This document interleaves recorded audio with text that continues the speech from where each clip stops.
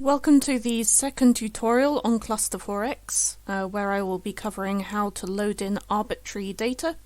If you haven't used cluster4x before, then I thoroughly recommend that you look at the first tutorial, which I will link below.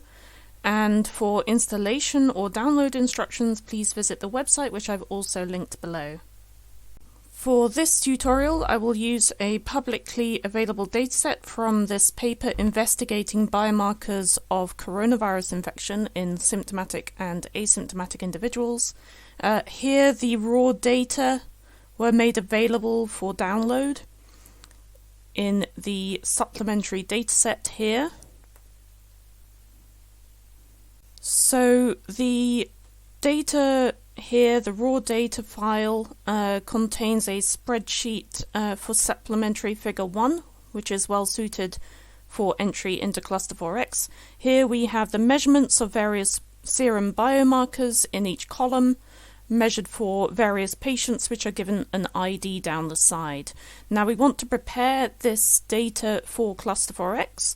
So one thing we want to do is delete any text-based columns like so. And there are no more.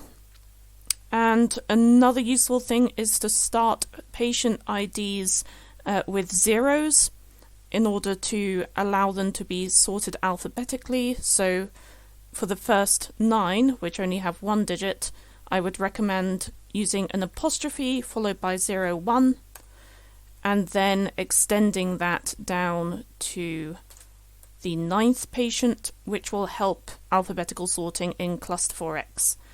Then we want to save as a CSV file, like so.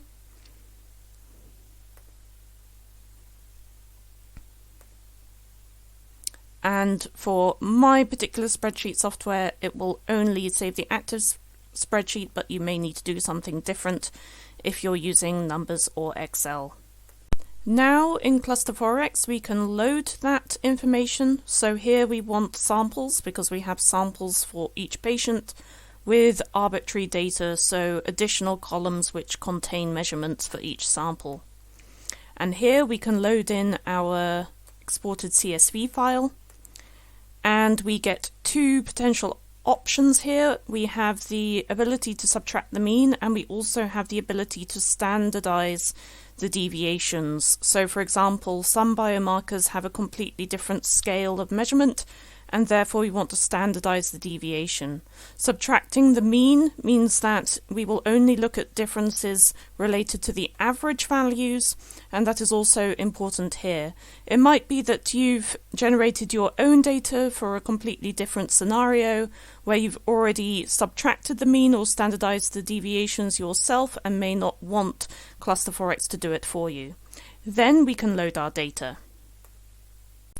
So we've managed to load our dataset. Now we have a group of 74 datasets. From the paper, the first 37 were asymptomatic individuals and the last 37 were symptomatic individuals of coronavirus infection. Whenever we load something into cluster4x, we want to cluster the data, so we press this cluster button at the bottom here. And we can see that those first 37 and last 37 patients are quite distinguishable by their biomarker profile. So to recap, blue matrix entries show that there is a correlation coefficient of 0 relating 2 serum samples to each other.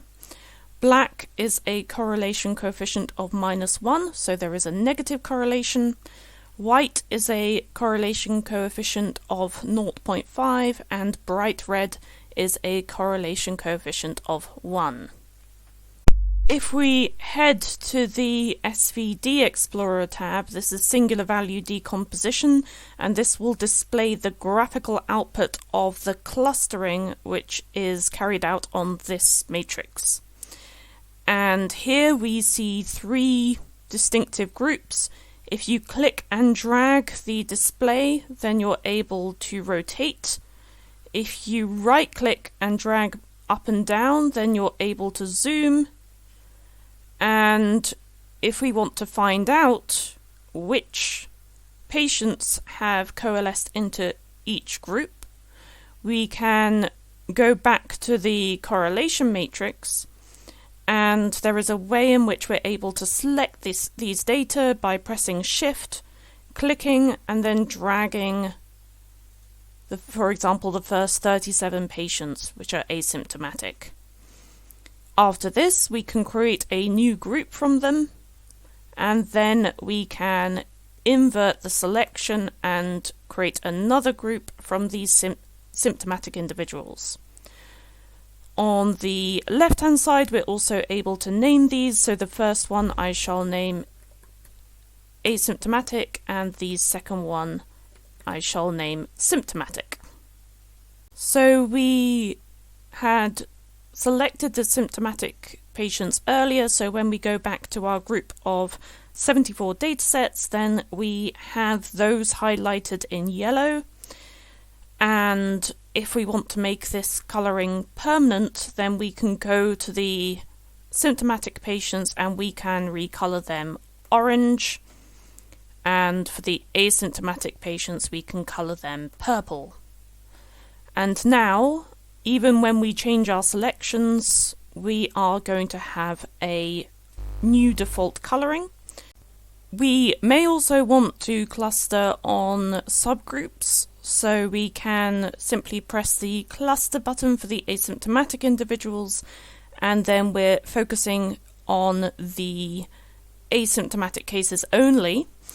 However, the average that we're using is still being calculated from the full set of patients, and we may want to change that. So if we drop this menu, this average menu down, and we have a look at the options, we're using the vectors which we loaded from the CSV file. We can also use this group to create the average, in which case we can recluster, and now we're only going to be looking at the differences within the cluster, not with respect to both the asymptomatic and symptomatic individuals. And we can also see here that the differences have become more extreme, with more black values indicating negative correlation. And we can also see that there are two groups in the asymptomatic case set, which is surprising.